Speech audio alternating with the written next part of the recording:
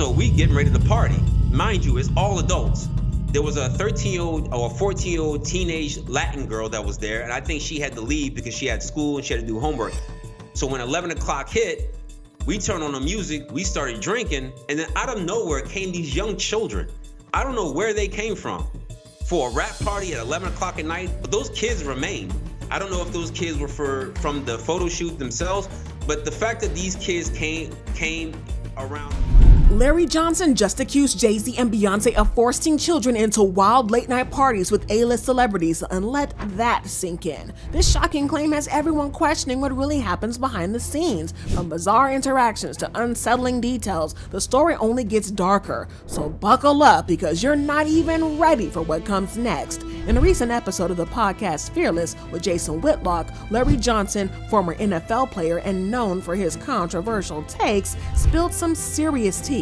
He claimed that back in the mid-2000s, he attended a party hosted by Jay-Z and Beyoncé that took a bizarre and unsettling turn when children suddenly appeared at the event. And it didn't stop there, because Johnson's account gets even more puzzling when he describes what allegedly happened next. According to Larry Johnson, this mysterious party took place in Colorado, sometime in the winter of either 2006 or 2007. Johnson says he was in town for a photo shoot, and the gathering was supposedly a prep event for that shoot. Well, Jay-Z had rented out a house for the occasion, and the guest list included some seriously big names. Besides Jay and Beyoncé, Johnson mentioned spotting Naomi Campbell and Jamie King there too.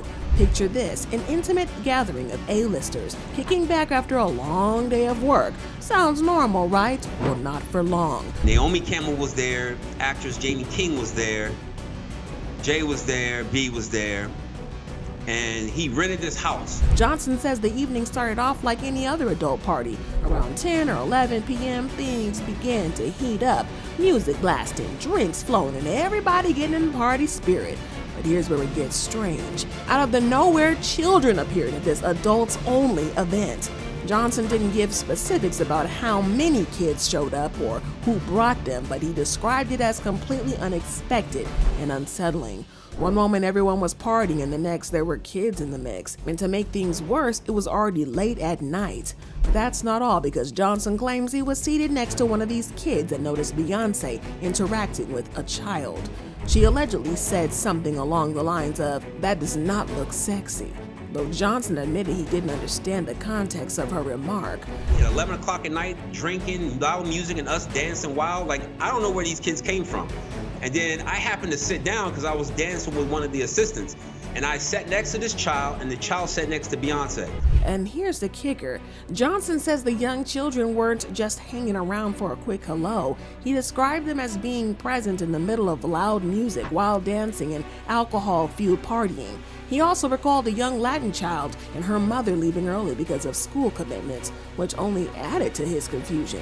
Now the question is, why were these kids there in the first place? Johnson insists he had no clue, and his retelling makes it sound like the whole thing was a bit unusual, even for a celebrity party. And mind you, I'm not awakened as I'm awakened now. So in my mind, I'm like, what did she just say?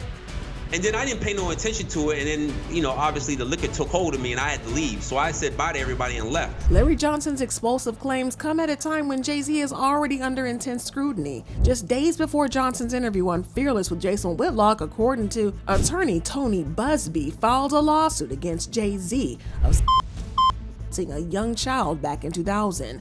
These allegations have sent shockwaves through the entertainment world, even though Jay-Z has publicly denied them outright, calling the lawsuit baseless and accusing Busby of sensationalism. But that's not all. There's a parallel lawsuit involving a woman identified as Jane Doe, who has accused both Jay-Z and Sean Diddy Combs of SAing her when she was just 13 years old.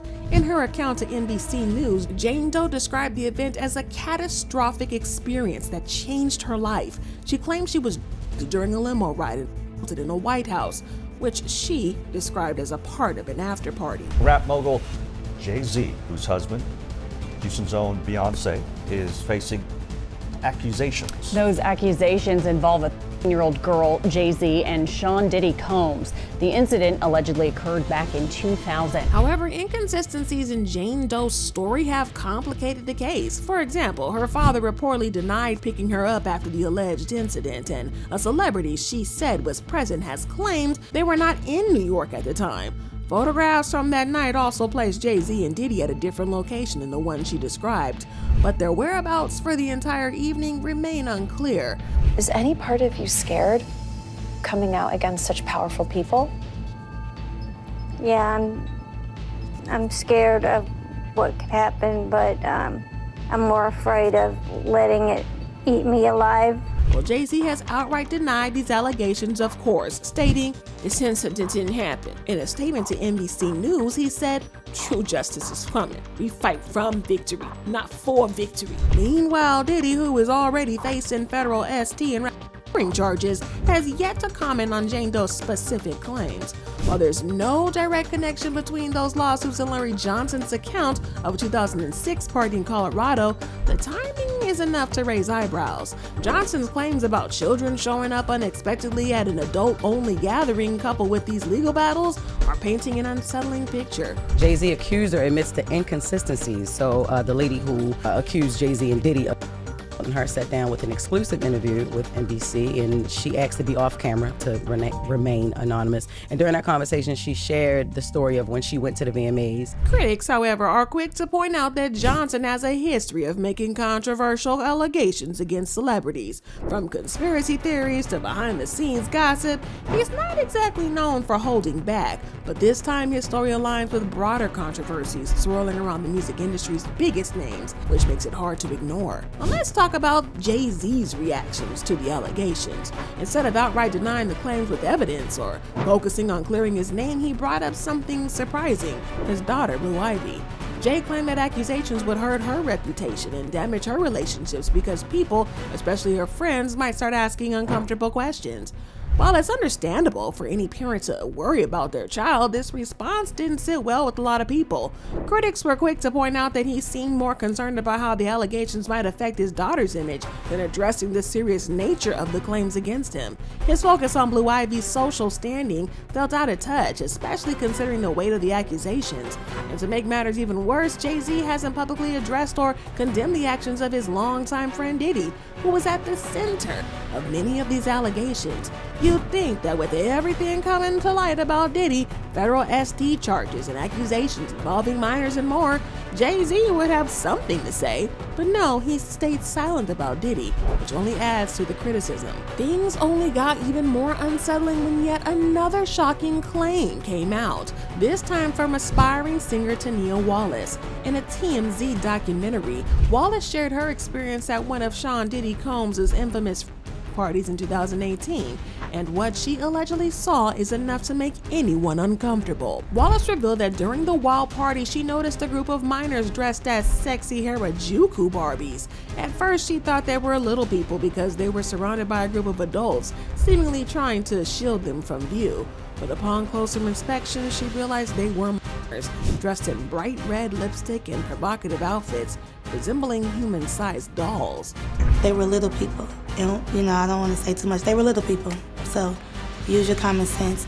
Dressed up like little Harajuku Barbies, red lipstick, looking like real sexy. I couldn't believe it, Wallace said, describing how inappropriate and out of place the seemed. While she couldn't exactly see what was happening between the adults and the children, she said the entire scene made her uneasy. It was a grown-up party, she added, stressing that the young children weren't supposed to be there. Wallace also claimed that she saw clusters of people engaging in illicit acts during the party, many of whom appeared drunk or high. She said the party went on until 7 a.m. with no signs of slowing down. Are you talking about adults who are little people, or are you talking about... Am I gonna get in trouble? I don't want to say I witnessed any of that crazy stuff, but we all have common sense. Little people. It's not supposed to be there. And this is where things got even more concerning. While Wallace didn't name Jay-Z in her account, Rumors have long tied him to Diddy's infamous freak-off parties, and Jay-Z was reportedly a frequent guest at these gatherings, often rubbing shoulders with other high-profile celebrities. So when you consider Larry Johnson's claims about young children appearing at Jay-Z and Beyoncé's Colorado party, the parallels are hard to ignore. Both stories describe kids unexpectedly showing up in adult spaces, raising questions about the nature of these parties and who was involved. The federal charges against Diddy, which accuse him of spiking an ST, add even more weight to these accounts. The lawsuits against him include allegations of putting his hands on a 10-year-old boy in 2005. New civil lawsuits accuse the hip-hop mogul of horrific assault in one case against a 10-year-old boy. Well, Diddy's legal team has denied all the allegations, calling them completely false and ridiculous.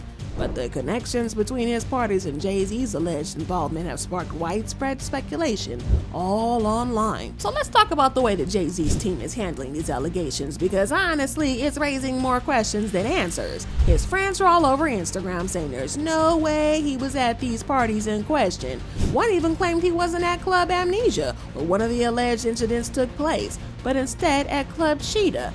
Sounds convincing, right? Well, not exactly. These denials aren't happening in court, just in the comments section, which feels more like PR damage control than a solid defense. But here's the thing, people who were around during that era in the music industry are saying that these kinds of parties absolutely happen. They're talking about culture where crazy things went down and kids were involved and everyone just looked the other way. So if this kind of stuff was happening, why is it suddenly unbelievable when big names like Jay-Z get mentioned? That's what's making people side-eye these defenses. But here's where it gets messier, because for years there have been whispers about minors being at Diddy's parties and no one batting an eye. But now that Jay-Z's name is tied to these claims, it's suddenly too far. Why? If people believe minors were at these parties, why is it so hard to believe that Jay-Z might have been there too, or at least knew about it? Because Tony Busby, the attorney leading some of these lawsuits, has pointed this out as well. He's basically saying the pushback feels less like defending innocence and more like scaring people into silence, and honestly, it's kind of working. But this is the dark turn. Instead of just denying the claims and presenting evidence, Jay-Z's team is allegedly going after the lawyers who take on these cases. And when I say going after, allegedly, they're reportedly doing the most. Busby said because he's alleging that Jay-Z's team and Jay-Z had private investigators and a bunch of people reaching out to former employees of the firm, their families, including the plaintiff's family and Busby's family and different people around them, basically to like show his power and scare them. According to Busby and others, they're hiring private investigators to dig into lawyers' personal lives and calling up their families and even their old employers. The message is loud and clear, and if you present someone who accuses Jay-Z, you'll regret it. The message is loud and clear. If you represent someone who accuses Jay-Z, you'll regret it. Not just about winning the case. It seems to be about making sure no one else dares to file a lawsuit in the first place. It's similar to what happened with Piers Morgan, remember that? They didn't go after the people talking the trash, they went after Piers, made him backpedal, and scared everyone else into silence. The same thing is happening here, except instead of journalists, they're targeting the lawyers. Their lawyers contacted us to say that those claims were totally false and have no basis in fact, and we've therefore complied with the legal request to cut them from the original interview.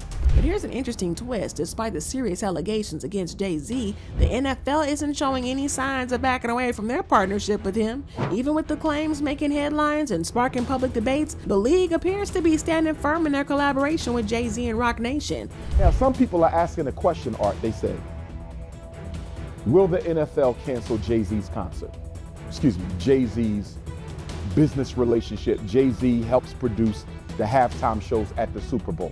Some people are saying this relationship is a huge deal, especially considering Roc Nation's role in curating the NFL's entertainment strategy, including the highly anticipated Super Bowl halftime shows. So far, the NFL seems focused on continuing their plans with Jay-Z as if nothing's changed, despite the growing controversy. Allegations, and Jay-Z's really strong response to that. We know that obviously the litigation's happening now, but from our standpoint, our relationship's not changing with them, including our preparations for the next Super Bowl. But of course, this isn't sitting well with everyone. People are questioning why the NFL seems so comfortable moving forward, considering the weight of the accusations. Is it because they believe in his innocence, or is it more about protecting a lucrative business partnership? Either way, this decision is adding more layers to an already messy situation. And this whole situation brings up a tough question. Is this how innocent people act? Why spend so much energy intimidating lawyers instead of disproving the allegations? But to be fair, there's always a chance these claims are false, and if that's the case, then the people making them should be held accountable. But the way Jay-Z's team is handling this makes it feel like they're more interested in shutting people up than clearing his name. But what do y'all think about this? Are these claims against Jay-Z and Beyoncé just more celebrity drama, or is there something really disturbing going on behind the scenes? And why do so many people in the industry say that this kind of stuff happens but get quiet when the big names are involved? And does Jay-Z staying silent about Diddy make him look guilty, or is he just protecting his own image? Let me know your thoughts and comments down below, because I need to know what y'all think about this. And while you're at it, don't forget to smash that like button, hit subscribe, and turn on those notifications so you never miss a story like this. Oh, and make sure you check out the next video at the end of the screen, because this one is one you don't want to miss.